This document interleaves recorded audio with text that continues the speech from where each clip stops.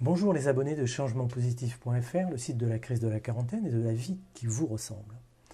Il y a eu un moment très important dans ma vie que je souhaite partager avec vous. Il faut que je vous rappelle la situation dans laquelle je me trouvais à l'époque. En plein divorce, un business immobilier un peu en délicatesse, plus envie de ce métier de promoteur immobilier et de cette ambiance relationnelle, et 4 enfants, encore jeunes, à essayer de rassurer. Une rumination sur tout ce que je n'avais pas fait, sur ce que les autres m'avaient fait, sur ce qu'il aurait peut-être fallu faire, et des regrets pour tout, et une souffrance très difficile à vivre le jour et la nuit, car la souffrance ne vous lâche jamais. Je commençais tout de même à comprendre que le passé était le passé, que la vie d'avant était révolue et que, peut-être, le fait que j'étais si mal dans ma vie passée, malgré tous les aspects extérieurs de réussite qu'elle présentait, était le signe que je ne vivais pas ce qui me convenait. Mais j'étais franchement désemparé la plupart du temps, car sortir de mes habitudes me faisait peur. J'en avais mal physiquement et psychologiquement. Je commençais à chercher à m'en sortir par instinct de survie. Mais j'étais seul, malgré la famille, les relations et quelques amis toujours présents. Puis un jour, en pleine détresse, je contacte un ancien associé avec lequel j'avais réalisé un immeuble quelques années auparavant. Une collaboration fructueuse, mais parfois difficile car nous étions très différents dans notre approche de la promotion immobilière.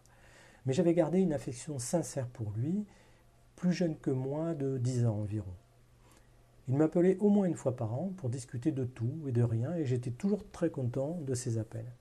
Je savais qu'il vivait maintenant en Polynésie et qu'il avait un club de plongée, sa grande passion, après avoir réussi financièrement. Je l'ai contacté par mail pour échanger de choses générales. Et puis il m'a proposé un rendez-vous par Skype.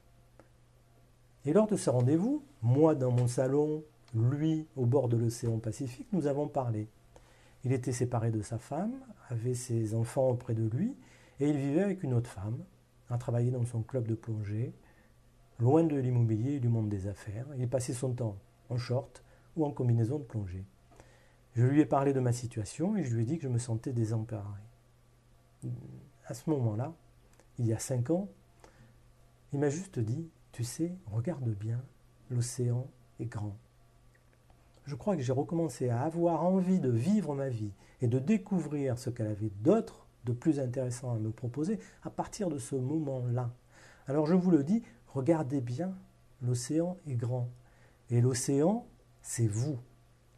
C'était Didier. Je vous rappelle que vous avez un lien à votre disposition pour le coaching personnalisé, puisque je dispose de 5 places dans mon planning de coaching de début d'année. Et je vous dis à bientôt.